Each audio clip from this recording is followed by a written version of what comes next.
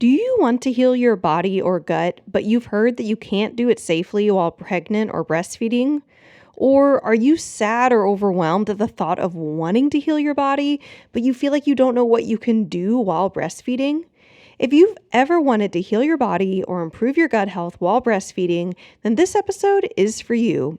On today's episode, we're covering hot topics like, can you take probiotics while breastfeeding? Is breastfeeding truly prohibitive to healing your gut? And 4 steps you can take to heal your gut or body while breastfeeding. Whether you are currently breastfeeding, are anticipating starting soon, or know you'll breastfeed sometime in the future, I hope this episode gives you hope and guidance for how you can support yourself to be your best self, even while supporting a whole second life through your body. Hey friend, welcome to the BetterBelly podcast. If you're currently trying endless supplements, doctor visits, and diet changes to heal your mystery symptoms, you are in the right place. We're here to solve the real root causes behind your gut, hormones, skin, sleep, and brain concerns, literally anything and everything in your body. My name is Allison Jordan. I'm a functional medicine practitioner that has supported over 150 clients just like you to heal problems that no one has been able to fix. You don't need a perfect diet or a random supplement you found on Instagram to heal. You need a proven system that heals your whole body from the inside out. That's what I'm here to share with you, episode by episode. It's time to make health easy again. And just as a reminder, this information is not meant to diagnose, manage, or treat disease. Always consult with your own health practitioner before you make any changes to your health.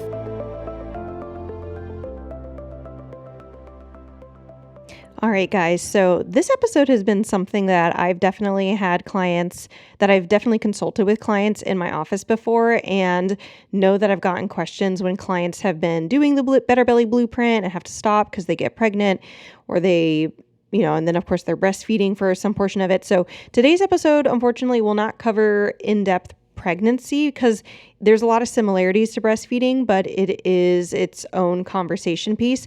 But I did have a client of mine who's in the BetterBelly Blueprint who does a lot of consultations with women for breastfeeding, and she was saying that content or an episode like this would be super helpful to her clients. And I thought, yes, this would be super fun. So we're going to start with breastfeeding, and we will do another episode on pregnancy. I have more notes and thoughts that I want to put together on that in terms of how to support your body during pregnancy. But I really want to start with breastfeeding. So here we are. So I have 4 tips for you today on how to improve your gut health while breastfeeding. For anybody who might be new to this concept or conversation around like, wait, why are you sounding so reserved about this? There is a wisdom that is true out there that when you are breastfeeding and pregnant, you do not want to do huge protocols that are going to cause you to detox, because this could impact the health of the baby. When you're pregnant, it's the baby inside of you pretty much feeding off of your blood itself. That's a whole other conversation, since doctors like to assert, conventional medicine likes to assert that the placenta filters everything out. But no, it does not. And so separate conversation for another time. In pregnancy, it's because the baby or the fetus is getting direct pipeline from your body that anything you stir up, whether it's a parasite cleanse or heavy metal protocol or whatever you're stirring up, they're going to be impacted by.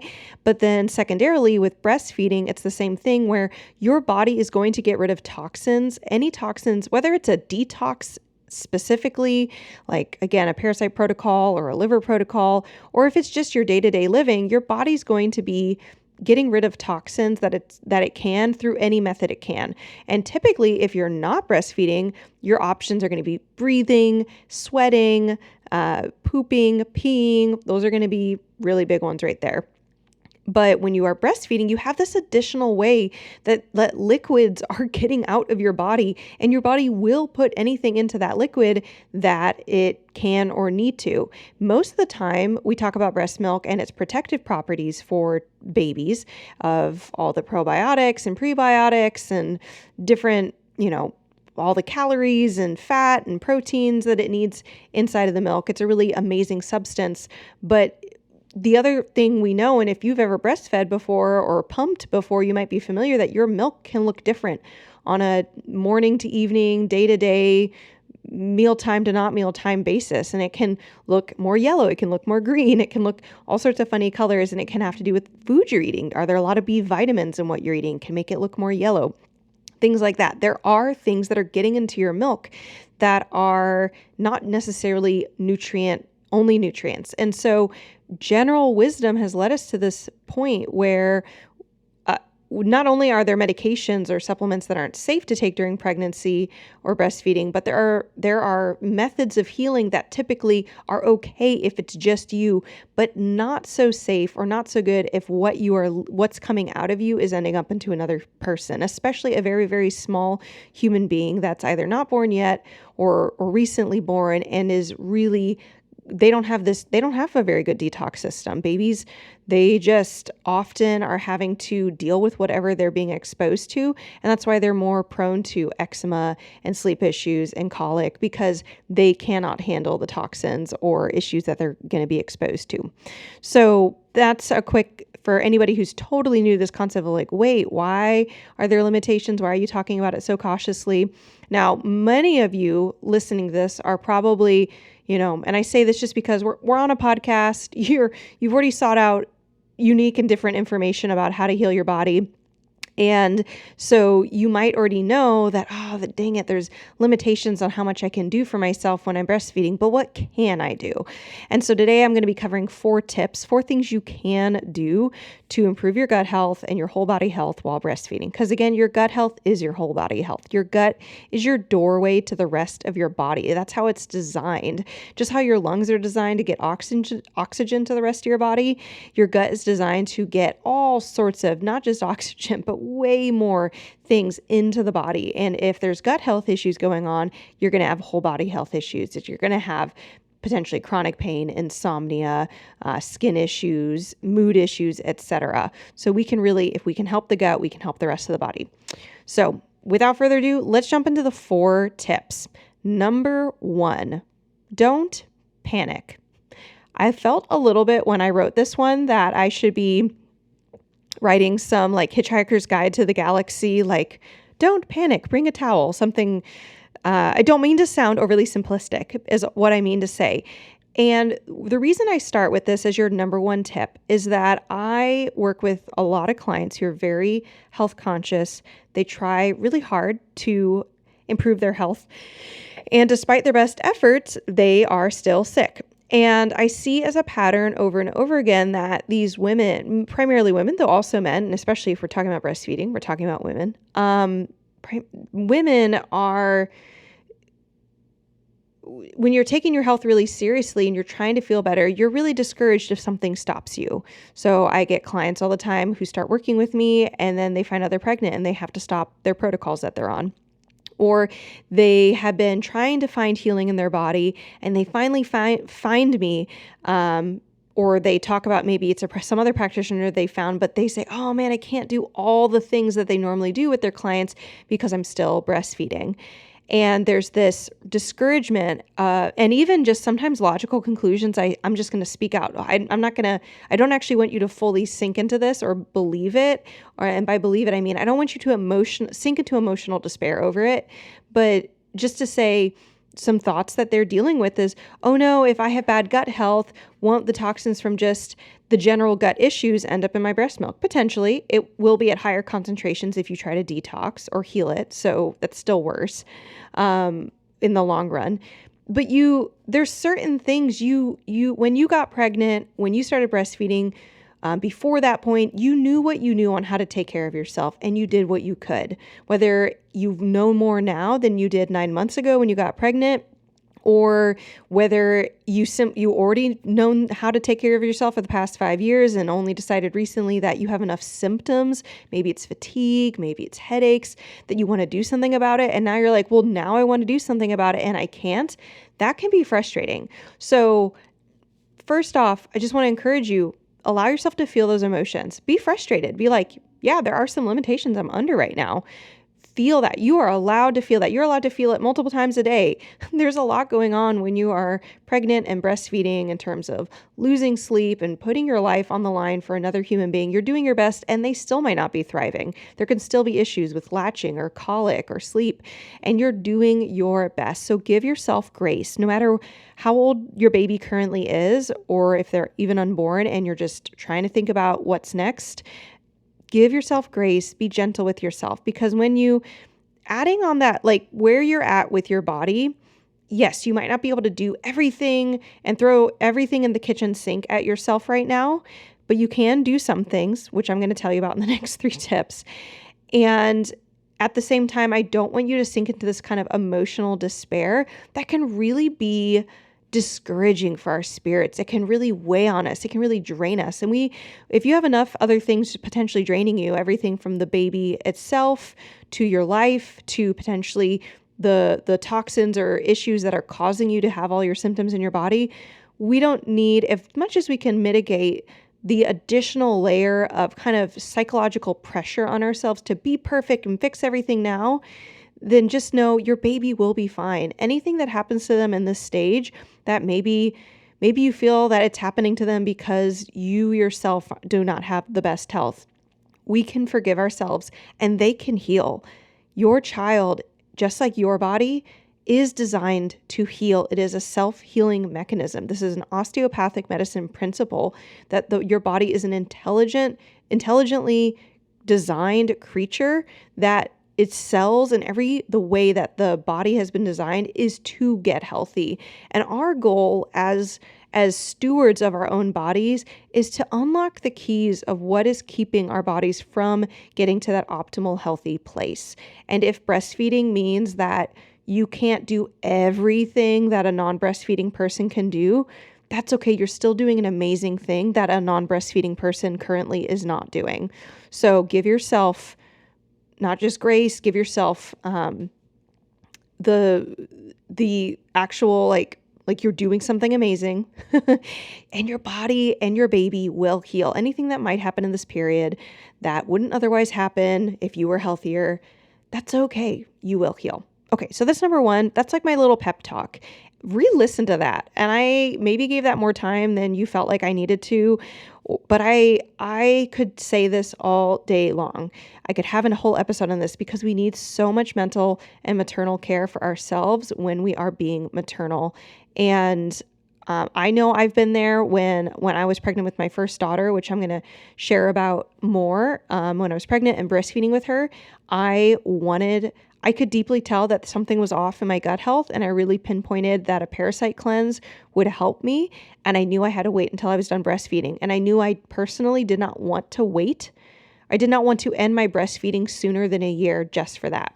Now, that does bring up this other topic, which it's not a tip here, but to know that I've had some clients weigh how bad they feel, how much they want to start protocols, and how much breastfeeding matters to them, or like how long they really want to breastfeed for, and decide that they either are going to breastfeed for 2 years, 3 years, 5 years, or breastfeed only for 1 year, but they might cut it short for the sake of starting protocols so that they can feel better, so that they can take care of their other children, or so that the baby under their care,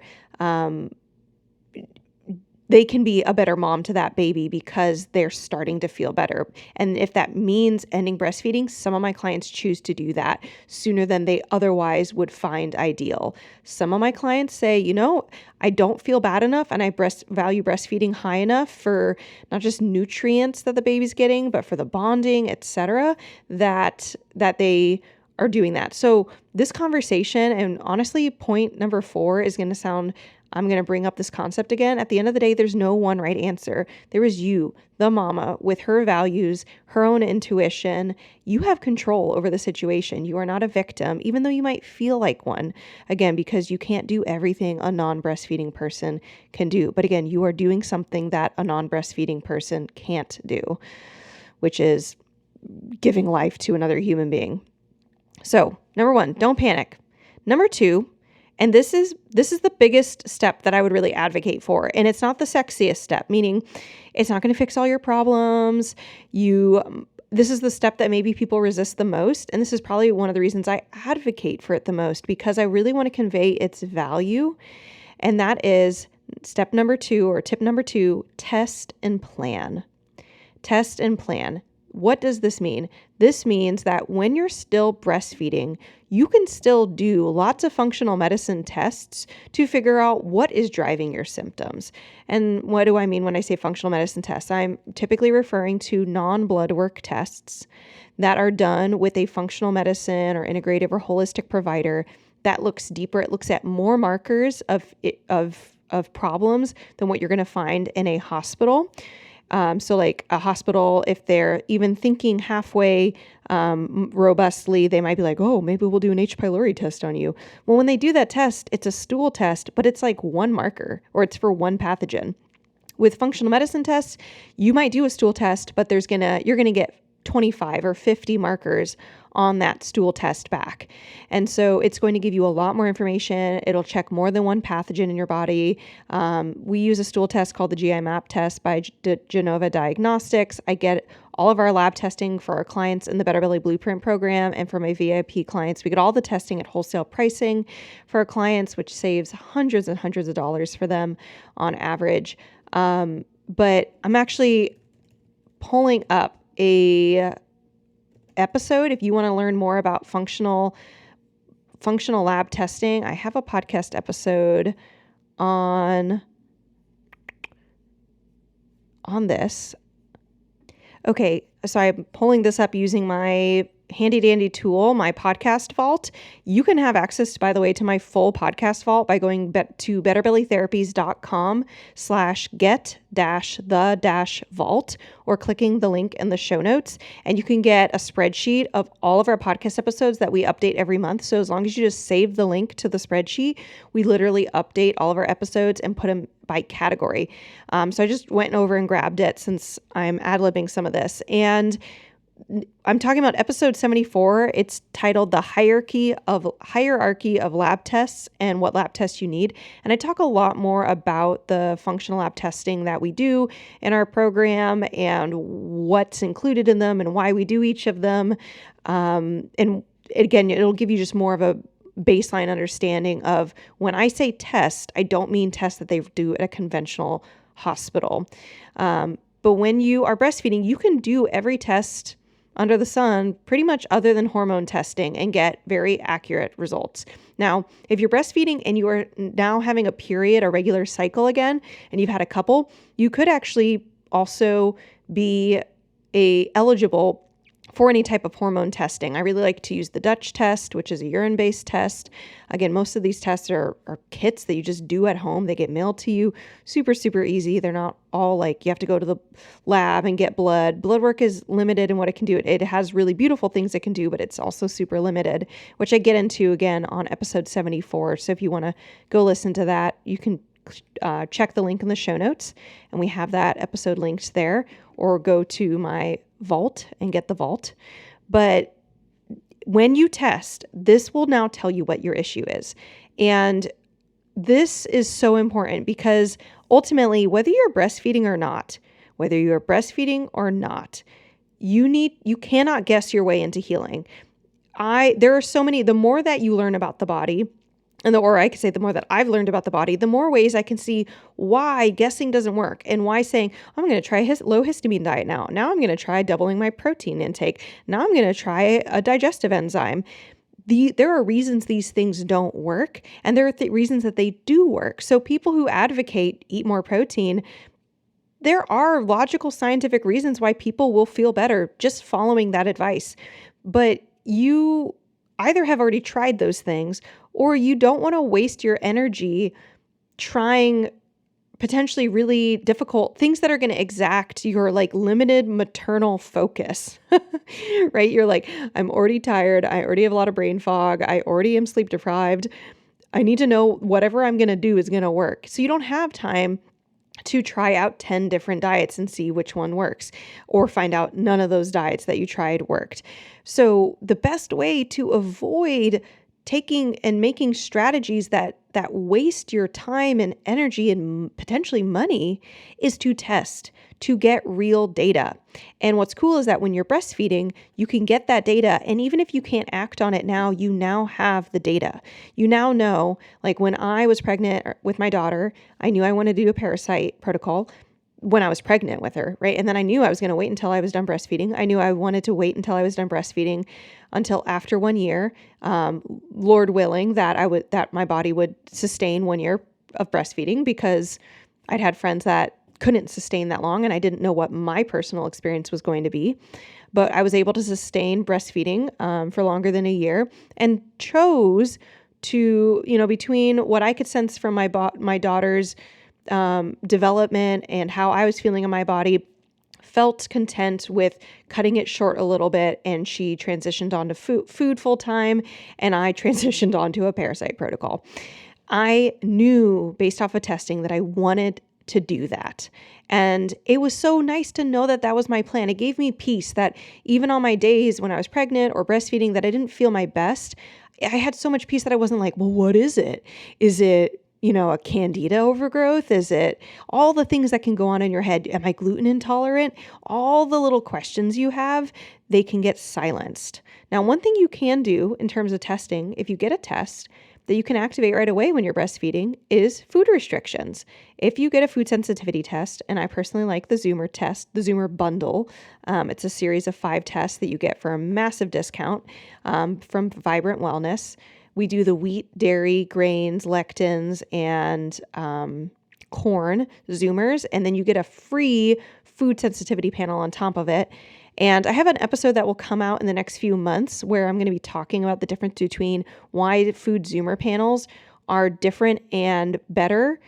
I'd say different and not really done anywhere else in food sensitivity testing spheres. So Viome doesn't do it, Tiny Health, MRT. Food Zoomers by Vibrant Health are a unique product and really, really beautiful. So I highly, highly, highly advocate not testing with Viome, Tiny Health, etc. I will have a podcast episode that's going to compare all those and explain the science behind it. I don't currently have it, but if you want to hear that, be sure to subscribe so you can get that episode when it comes out. It's going to come out on my maternity leave, which is going to be sometime in like April, May, June range, once I have all my episodes lined up. So that being said, test. And in my program, the BetterBelly Blueprint, in module 1, you are actually using a tool called the Lab Chooser tool to help you determine, based off of your health history, based off of what labs you have or haven't done in the past, how recently you did those labs, and your symptoms.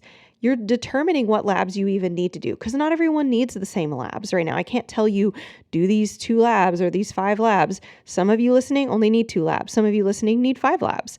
Not everyone needs the same labs, just based off of what labs you've even already done, what your symptoms are, your health history, etc. But do test. And so I get clients who say, well, I'm not going to join your program because I'm breastfeeding. No, join the BetterBelly Blueprint, because you can immediately start.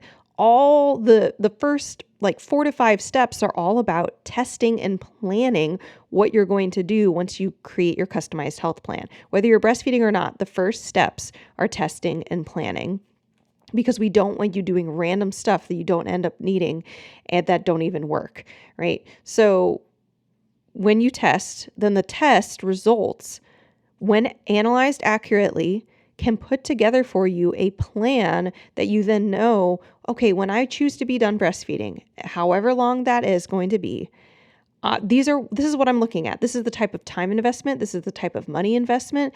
These are the types of supplements that I'll be taking, or these are the types of pathogens that I'm going to deal with. These are the maybe food restrictions. If you're choosing not to start any new food restrictions now, these are the type of food restrictions that will be relevant to me. It just brings peace of mind. I find so often that people feel calmer when they're like, I just know that I have some mercury toxicity and I'm going to do something about it at blank date.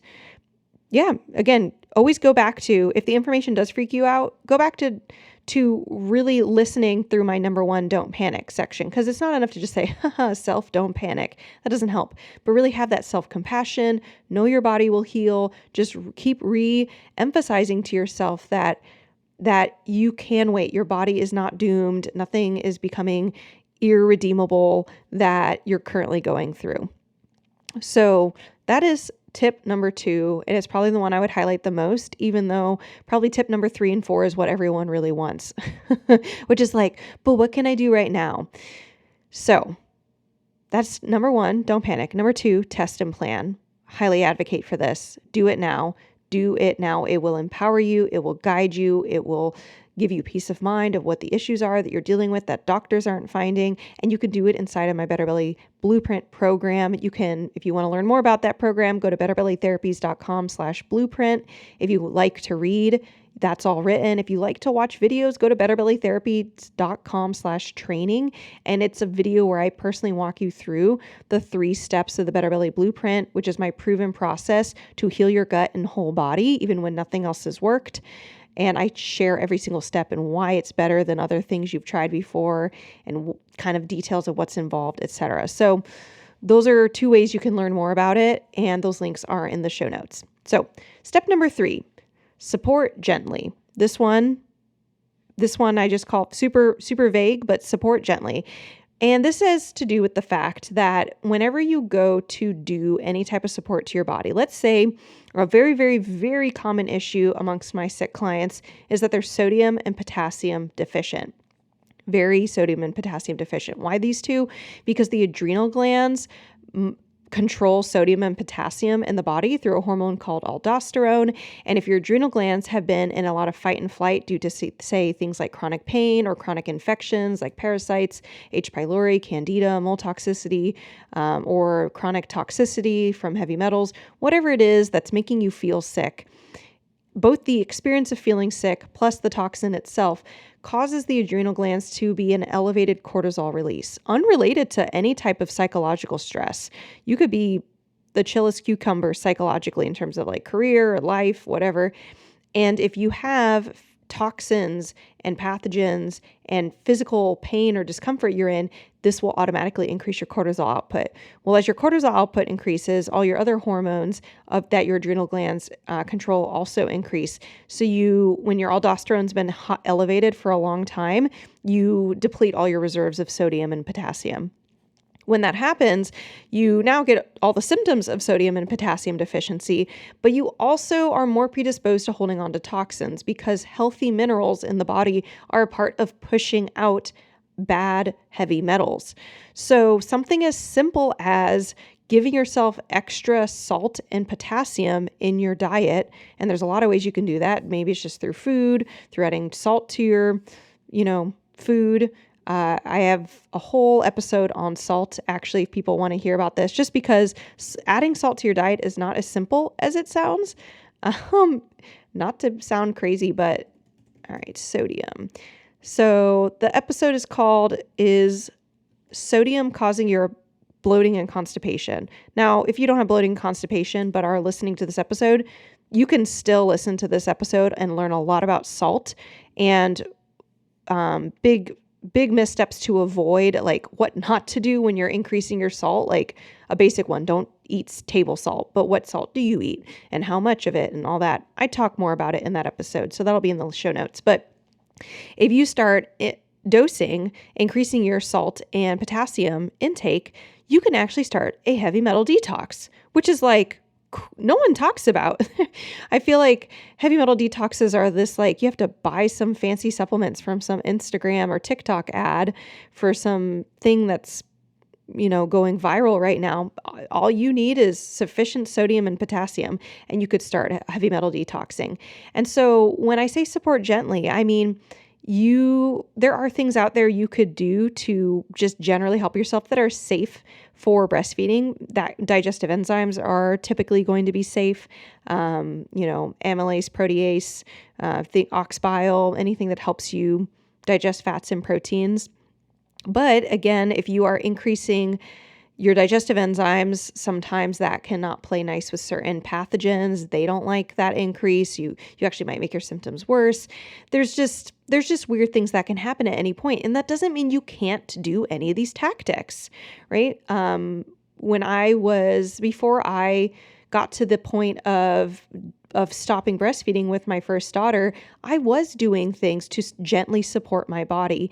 But just know, if you've never supported your body with sodium, potassium, don't go crazy all of a sudden with it. And that's why in this episode, I'm not giving details on like, do this many milligrams of sodium and potassium to support yourself gently.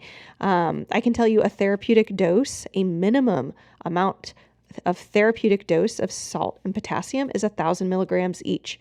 1,000. Now, a nicer dose can be 2,000 milligrams a day, but I can't say that you can safely do either of those at your current breastfeeding. And so let me talk about breastfeeding and what supporting gently means and looks like. And I felt that the most helpful concept for tip number 3 and 4 to keep in mind is the comparison of drinking alcohol while breastfeeding. So you might be familiar with, when you are breastfeeding, you're now like sort of, it's like kind of talked about like you could drink some alcohol, but there's different methods on how you're going to address drinking alcohol. There's pump and dump, meaning if I have any alcohol at all, I'm going to pump after drinking that alcohol, and I'm going to dump the milk out and assume it's not safe. And that is the most conservative form of how you want to approach breastfeeding. But there's plenty of people who say that approach is not necessary. It's an option if you intuitively, as a mom, feel best with that, especially depending on how much alcohol you drank. But usually the general principle is the less alcohol you drink and the further away from the next feeding, the more safe that milk's going to be. So let's say if you compare that, a newborn is going to be feeding every few hours, it's going to be hard to drink alcohol and give your body enough time for it to process safely for the next feeding, or as safely. But as your baby gets older and they start feeding it and they have larger windows between feedings, then you have this larger window for alcohol to get through your system and not be a problem. You also know that, let's say you feed your baby and then they immediately go down for a nap, and you sit with your friends or your husband and you drink a half portion of alcohol. You now have given yourself the largest amount of time between when the baby ate and when the baby will next eat, and being able to detox it, versus maybe putting the baby down and it's an hour or two later and then you drink some alcohol. Maybe it's a full cup of alcohol or a full serving of alcohol. And then it's only another hour before you're supposed to feed your baby. Well, that does put you at a higher risk of there still being some alcohol left in your breast milk by the time you go to feed. So and then here all of these variables are things you're thinking about as a mom. If you're thinking, hey, I'd really love to have a mojito or some of this wine or whatever. If you're still breastfeeding and you're weighing that, you are going to think about all these different things, and based off of your baby's age, how comfortable you are, you're going to choose a different tactic. Some tactics might be, I'm not going to drink any alcohol at all. That just feels best. Some tactics are going to be pump and dump. Some tactics are going to be, I feel good as long as I don't drink more than this much of a serving, this far away from the next feeding. Right? And this is not based on hard science. You're not going to taste your breast milk prior to the baby eating and be like, how much alcohol is in it, right? You're using your intuition to say, how good does this feel? And this is one of the things that I find is missing the most when someone's been sick long enough, is your intuition. You either don't trust it, or you feel that your intuition's broken because you get symptoms and you don't know why you're getting them. And you're like, well, I ate the same thing at lunch that I ate yesterday, and I don't know why today I feel worse and yesterday I didn't. So I'm very sympathetic with the fact that sometimes intuition about your own body feels very broken when you've been sick long enough. You don't know why you're getting your headaches. You don't know why you're getting your eczema. It's just there. So the intuition does get stronger the healthier you are, because you're able to see what is working and what's not. As you're removing variables and improving things and having more days where you feel good, it's easier to see what went wrong on the days or the hours where you felt bad. But at the end of the day, I do want to still advocate the fact that your intuition's a real thing. And when I say support gently your body, we're thinking about everything from nutrients to how much protein you're taking in. If you're going to be doing things like digestive enzymes. And again, this episode cannot replace working one-to-one with a practitioner, a health practitioner who's qualified. I do work one-to-one with clients. And if you are breastfeeding right now and beyond lab testing or creating a plan, if you just want to talk through some supplements that you're thinking of taking that you want to know if that could help you or potentially, reduce some of your symptoms temporarily, even if they don't fix everything, I have one-to-one consultations called Unstuck sessions that you can get. Just go to betterbellytherapies.com/unstuck or click a link in the show notes. I have a link in the show notes for an Unstuck session and book that call. We don't order labs there just because it's a one-time call. So we don't have any immediate things set up. But I can listen to your story, listen to your symptoms, and listen to things like how old your baby is, what breastfeeding's been like, and we can come up with some safe supplements for you to take that are relevant to the symptoms you're experiencing. Because that's the other big issue is you could be listening to this and your main symptoms, horrible PMS, and another person is headaches, and another person is bloating and constipation. And depending on your different symptoms, there's different nice things we could do that are a little bit more tailored to those symptoms, as well as, of course, the dosage of what we're giving, etc. So no pregnancy is the same, no person's the same, no one diet is going to be best for a mama. Fun fact, when I was breastfeeding with my first daughter, I wanted almost no carbs. I was just like a fat and protein crazy person. So avocados and cheese and salmon and I don't know, I just wanted fats and carbs. But in this current pregnancy, I'm not breastfeeding yet, in this current pregnancy, I've been a lot more interested in carbs. And I love a more intuitive approach to diet opposed to the one right diet for everybody. So my big tip number 3 is whatever you choose to do, whether it's a protocol you found online, do a quarter of it, do a quarter of a dose of it, do whatever it is you're going to do, support yourself gently and just see how your body reacts. Because if there is a really big reaction, like you're taking high dose sodium potassium and you don't realize you're now dumping cadmium or mercury or uranium into your breast milk, then you just won't know it's happening, but you could be. So that is tip number 3, support gently, whatever you do. And then tip number 4 is detox at your own intuition. And this is more specific to detoxing strategies because supporting is more about increasing nutrients and nourishment in general. So that could be, again, specific types of minerals or vitamins, vitamin C, etc. It can be more macro nutrients like protein or fat. It can be certain types of diets you're going to try, like a low histamine diet or a gluten-free diet. These are all things you could do, and I just recommend you do it slowly. But when it comes to detoxing, this is not just to giving yourself nourishment that might cause a detox. It's literally a liver protocol, and your liver is your main detox organ, one of the main detox organs in the body, etc. And this is so important. I sell a liver protocol that I really love. So I used this when I was breastfeeding, but I used it at my own intuition at very much lower doses and not daily, much less frequently than what the protocol says, because I intuitively felt safe doing this. Now, could I have been wrong and I have somehow dumped toxins into my daughter that I didn't realize I was when I was doing this liver protocol or some of these steps of my liver protocol during breastfeeding? Sure.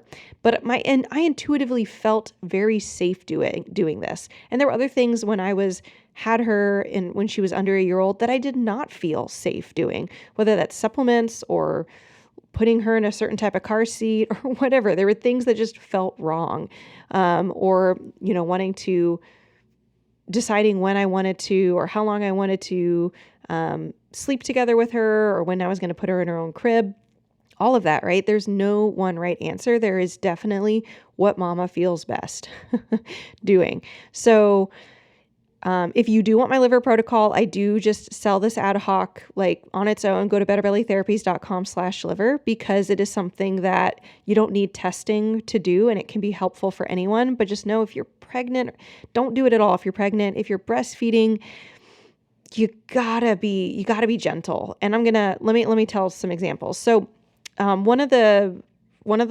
protocol, or one of the recommended steps inside the My Liver protocol, is a castor oil pack. Castor oil pack is castor oil you put on a pack, and then you put it on your skin, and then you typically, like when you're using it at its highest dose, you sleep in it overnight.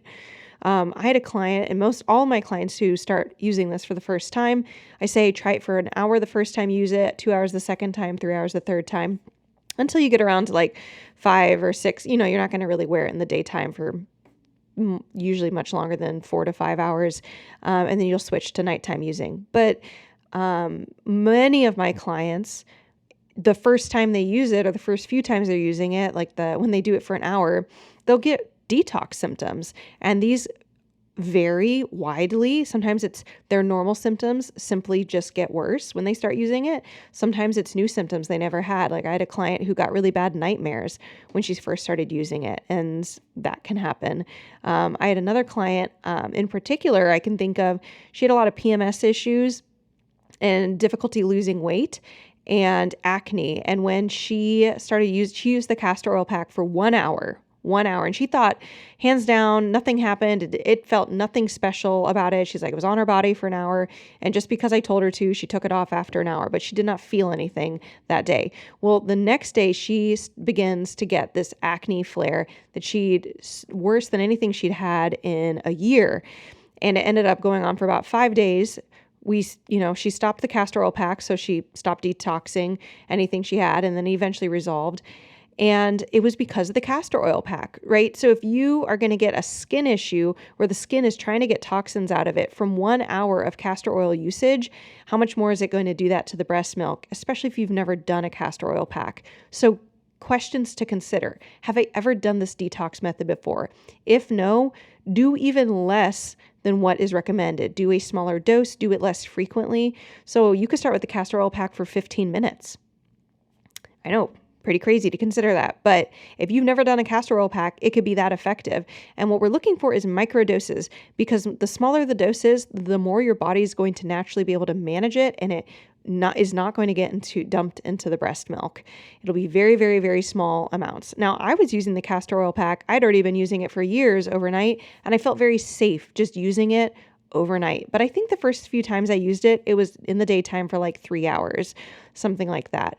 The other thing is, when you use a castor oil pack, and you're breastfeeding, you definitely don't want it touching your breast tissue or being close to the breast tissue, just because it can cause detoxing in that more local region. And you typically are wanting to move the castor oil pack away from that right breast, so it's still on the liver, but not like over the right breast tissue.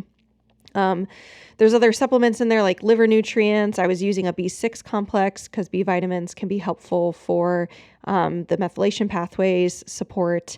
But ultimately, any type of detoxing, maybe you're listening and you're like, well, Allison, what about saunas? What about red light therapy? What about juice cleanses? These are all types of detoxes I've seen online. It's the same strategy, same recommendation. Use your intuition, do it. And if you've never done that therapy before, do it at really, really tiny doses. And it might not feel sexy, because sexy means, oh my gosh, I did it once and then all my symptoms went away and I felt so much better. It might be like, well, I did 5 minutes of red light therapy, sauna, and I didn't feel any different afterwards, but I'm doing it at a really low dose so that it's safe for my baby. And I feel good about that.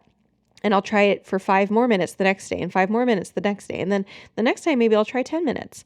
And that has to do with your intuition. There is no right thing. Okay, do I have worse symptoms? Wow, if at 5 minutes you're like, wow, and I felt lightheaded afterwards, and I really needed to drink a lot of water, and I needed a bigger nap that day, or I slept really hard that night. Don't go past 5 minutes if you're getting lots of detox symptoms. Stay at it. It was effective. Give yourself permission to let go of the culture of intense detoxing that we can see on Instagram or TikTok or blogs, where people have been working up their entire life or for multiple years, to do a cold plunge or a sauna for an hour. You don't need it to be that long for it to be effective by any means. So the only thing that I really thought of that seemed super safe, that I've seen almost no issues in terms of length or duration of treatment causing an issue in detoxing that is super healthy for breastfeeding mamas is manual therapy. And when I say manual therapy, I don't just mean massage, I mean craniosacral therapy, visceral manipulation, and chiropractic care, or anything that involving fascial release, because your fascia can store a lot of toxins and tension. And so if you can get any release in your fascial systems, any balancing from a chiropractor or from a craniosacral therapist or visceral manipulation therapist, then you're going to feel way better. I got craniosacral therapy and visceral manipulation in my first pregnancy, throughout the pregnancy, and throughout breastfeeding. And I've gotten chiropractic care as well throughout pregnancy and breastfeeding. And I've gotten clients who'd never had either of those before, meaning no chiropractic care, no craniosacral therapy, no visceral manipulation. And they finally get it when they're, miserable and in pain during pregnancy or breastfeeding, and they feel so much better. And it's not fixing. Maybe they still have H. pylori. Maybe they still have candida overgrowths. Maybe they still have low stomach acid. That's okay. We're going to deal with that when you're done breastfeeding.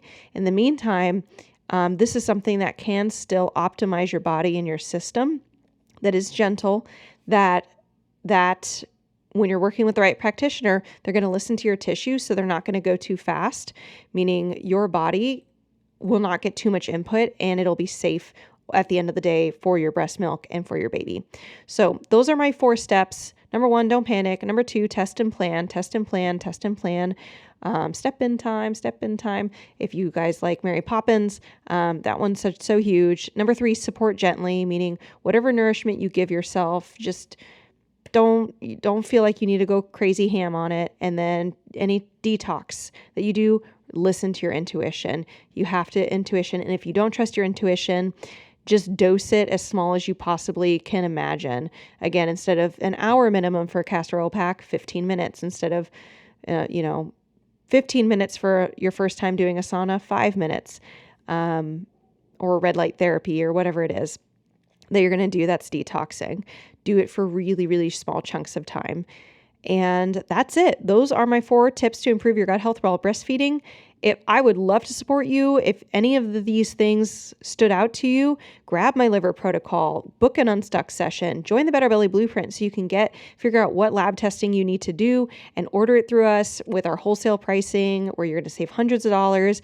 Get your lab results, know exactly what you're going to need to do to heal as soon as you're done breastfeeding, have your plan, have peace of mind, join a community of like-minded men and women who are working to heal and kind of tired of all the other things they've already tried that haven't worked. If you are ready for that, if you want access to our group coaching calls, in addition to our BetterBelly blueprint, that is an additional option. You can get 3 months of that. And all of the group coaching can be relevant, and you can ask questions about your lab testing and analyzing your labs and the lessons and videos and breastfeeding even before you start your protocols. It can be so, so helpful to get all that information. So I am linking all the episodes mentioned today. We have links for ways to work together. We have links for our resources like the liver protocol, how to find a craniosacral therapist or visceral manipulation therapist near you, where to get the BetterBelly podcast vault. We have so many resources. I want you to never feel under-resourced. You are not alone, and you have so many options, and I'm so proud of you. I hope this gave you so much encouragement, and just know that you are going to heal, whether it's, whether it's before breastfeeding, after breastfeeding, you are never too sick. You are never too far gone. There are things you can do. And I'm just excited for the future of your health, and that you can look back on maybe even listening to today's episode and saying that really marked a turn in my hope around my health. It marked a turn in action steps I was taking. It marked a turn in what happened over the next few months and decisions you were making around breastfeeding or around investing in your health, anything like that. And other than that, I will see you guys next week. And if not, then maybe I'll see you'll get to hear me. I'll get to hang out with you on previous episodes. Have a great rest of your day, guys. Hey friend, I hope you loved this episode. If you've been a fan for a while or newly loving this podcast, can you do me a favor? drop into Apple Podcasts and leave me a review. When you leave a review, you do so much. You help me know you're listening, you can tell me what you're loving so I know what to make more of, and you help others by boosting this podcast so other people like you can find the podcast too. I mean, it's a win-win-win, right? So if you want a way to pay it forward, just go to Apple Podcasts or click the link in my show notes and leave a rating and review.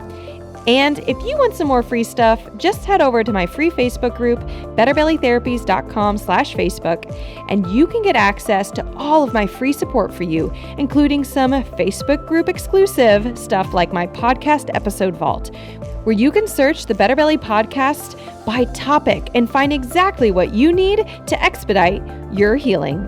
I cannot wait to see you in there. Catch you guys next week.